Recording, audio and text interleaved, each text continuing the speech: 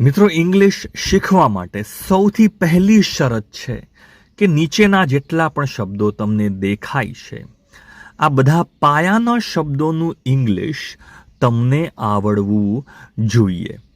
આ શબ્દો આવડશે તો ચોક્કસથી તમારું ઇંગ્લિશ જે છે એનો પાયો મજબૂત થશે. તો મિત્રો, સ્વાગત છે તમારું. Welcome to learn English with Sameer. We make English easy. તમારા માટે ઇંગ્લિશ સરળ બનાવવાનું કામ મારું છે. તો સૌથી પહેલો શબ્દ છે હું. તમે લખશો આઈ. આઈ એટલે હું, બરાબર છે. ખાસ મારું, કંઈક મારું છે, મારી માલિકીનું છે. મારી માલિકીનું છે. તમે શું લખશો? તમે લખશો માય. અને શું લખશો? માય. અને મને, તમે કંઈક આપો છો, મને આપો છો, મને એ વસ્તુ મળે છે, બરાબર છે. તમે મને કહો છો, તમે મને સાંભળો છો. તો મને આપણે જ્યારે પણ ગુજરાતીમાં બોલીએ છીએ ત્યારે તમે ઇંગ્લિશમાં લખશો મી. તો પહેલાં આ ત્રણ તમે સમજી લો એકવાર, પછી હું તમને એના ઉપયોગ બતાવું છું. જેમ કે પહેલું તમે કહો છો હું એટલે આઈ. તમારે કેવું છે હું સમીર છું અથવા હું મનીષ છું, હું રાહુલ છું. તમે આઈ એમ કરીને તમારું નામ લખશો. ફોર એક્ઝામ્પલ, આઈ એમ રાહુલ. તો આ રીતે આઈ, હું રાહુલ છું, આ રીતે લખાય છે. ચલો, મારું, કંઈક મારું છે. જેમ કે મારું નામ. મારું નામ તમે લખશો માય નેમ. હવે મારું નામ શું છે? My name is Rahul. આ રીતે વપરાશે. અહીંયા માય વપરાય છે, મારું નામ. અહીંયા હું પોતે રાહુલ છું, આઈ વપરાય છે, બરાબર છે. નેક્સ્ટ, મી ક્યારે મોટા ભાગે તમે જોશો કે જ્યારે ક્રિયાપદ આવે ઇંગ્લિશમાં, ક્રિયાપદ એના પછી આ શબ્દ આવતો હોય છે. ઉદાહરણ તરીકે ટેલ. ટેલ એટલે કહેવું, આ ક્રિયાપદ છે. ક્રિયાપદ પછી તમે મૂકશો તો મી મુકાય. કદી ટેલ આઈ નહીં આવે કે ટેલ માય પણ નહીં આવે. શું આવશે? ટેલ મી.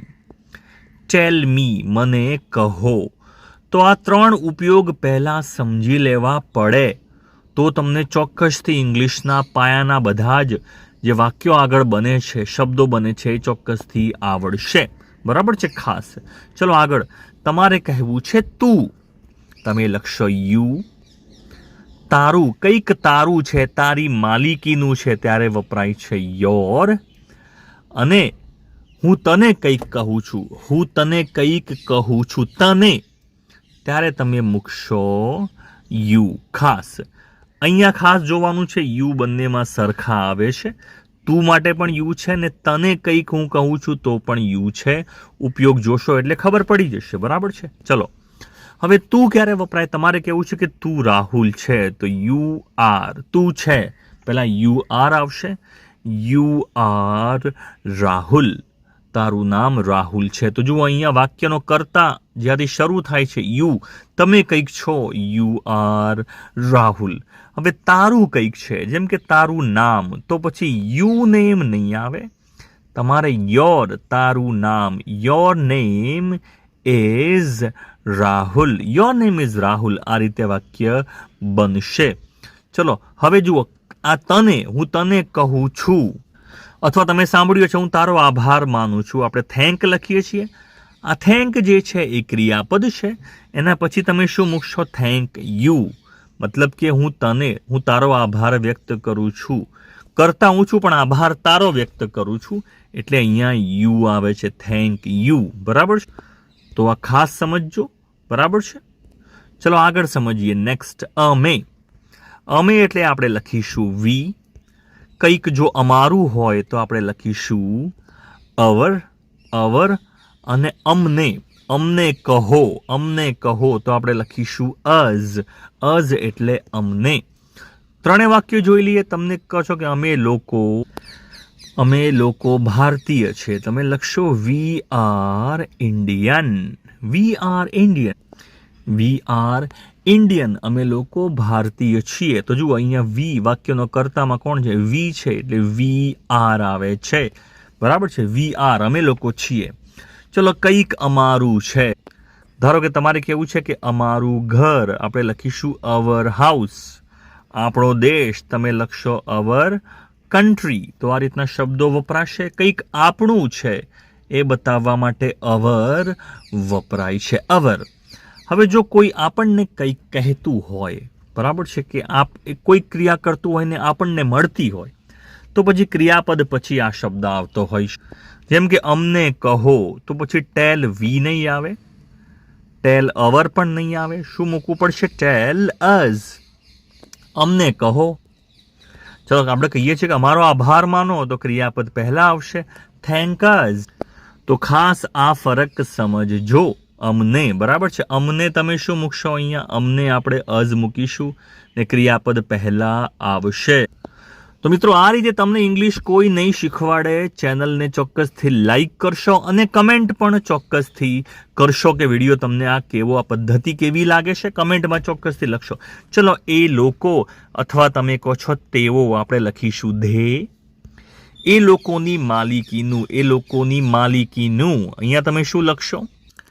એ લોકોની માલિકીનું છે, એમનું છે, અથવા તે લોકોનું છે, તેમનું છે. આપણે લખશું ધેયર. આને શું કહેવાય છે? ધેયર. ધેયર ઉચ્ચાર અહીંયા લખી દઉં છું, ધેયર. ધેયર એટલે એ લોકોનું. અને એમને, મેં એમને બોલાવ્યા, મેં એમને કીધું, મેં એમને કહ્યું, બરાબર છે.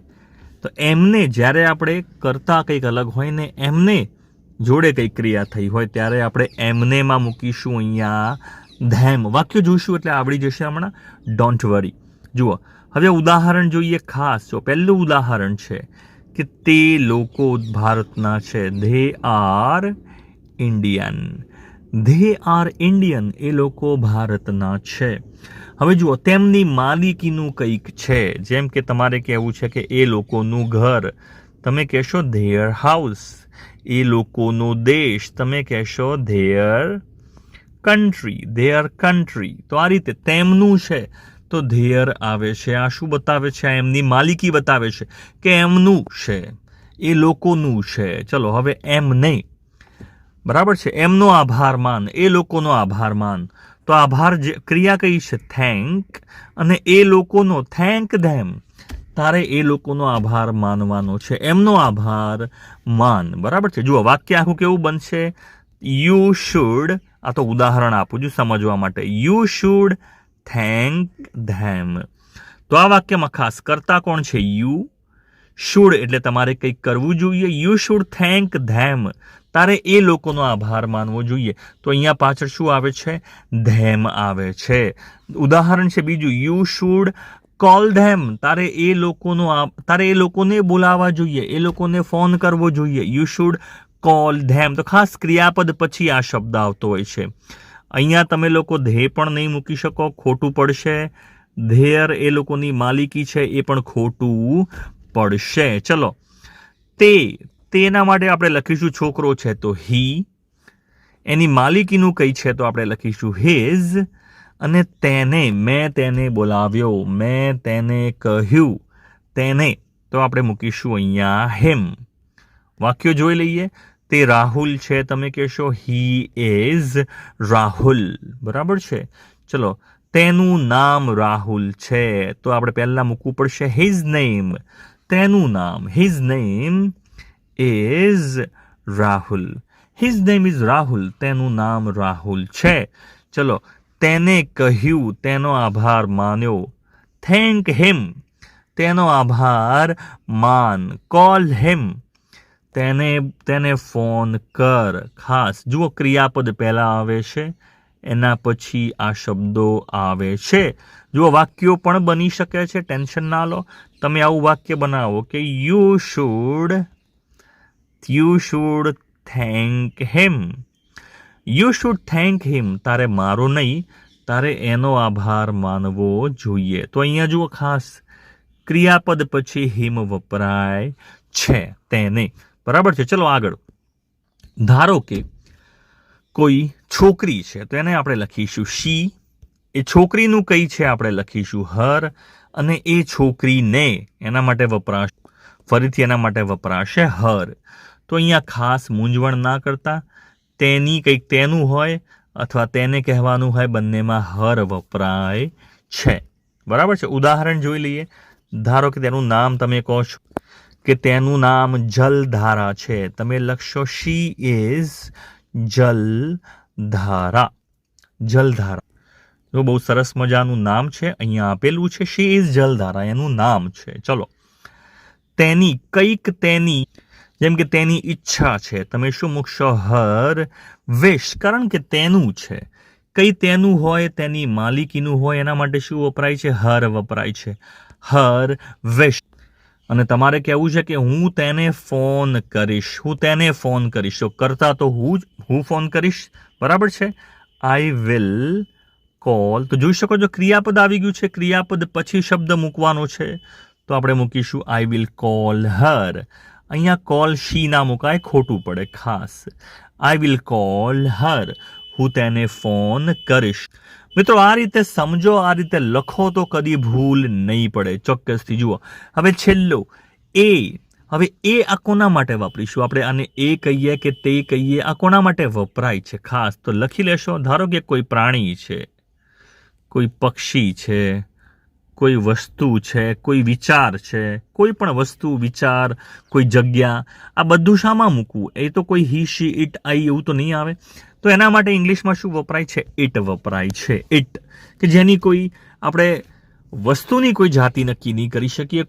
કોઈ ગામ છે, કોઈ શહેર છે, કોઈ દેશ છે, આ જે પણ વસ્તુઓ છે એને બધાને આપણે શું ગણીશું? ઇટ ગણીશું. પ્રાણી પક્ષીને પણ ઇટ ગણી લઈશું. એક વચન હોય તો, બરાબર છે, એક વચન હોય તો ઇટ લખીશું, અને એક કરતાં વધારે હોય તો આપણે એને ધે લખતા હોય છે. તો અહીંયા ઇટ વાપરીશું, બરાબર છે, ઇટ. ચલો, તેનું, તમારે કેવું છે કે તેનું કંઈક છે, આપણે વાપરીશું ઇટ્સ, એટલે કે તેનું, ઇટ્સ. ઉદાહરણ આપી દઉં છું. અને તેને, એમાં આપણે વાપરીશું ઇટ. તો ખાસ યાદ રાખજો, આવું બીજા કયા શબ્દમાં હતું કે કરતા જે હતો એ પણ ઇટ હતું, અને એને એ પણ ઇટ હતું. તો આવો બીજો એક શબ્દ હતો યુ. યુ માટે પણ આવું જ હતું, ખાસ આપણે યાદ રાખવું પડે. ચલો, ઇટ માટે તમારે શું કહેવું છે? કે તમારે કેવું છે કે તે કૂતરો છે, તમે કહેશો it is a dog. It is a dog. એમાં આપણે હી નહીં વાપરીએ, ખાસ હી ઇઝ અ ડોગ એવું નહીં વાપરીએ, બરાબર છે. It is a dog. તમારે કેવું છે કે ટેબલ છે, it is a table. It is a table, તે ટેબલ છે.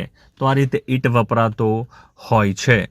હવે તમારે કેવું છે કે ધારો કે ઇટ્સ, એની માલિકી અથવા એનું, જેમ કે કૂતરાની પૂંછડી, તમે કહેશો ઇટ્સ ટેલ. ઇટ્સ ટેલ એટલે કે તેની પૂંછડી, એની પૂંછડી.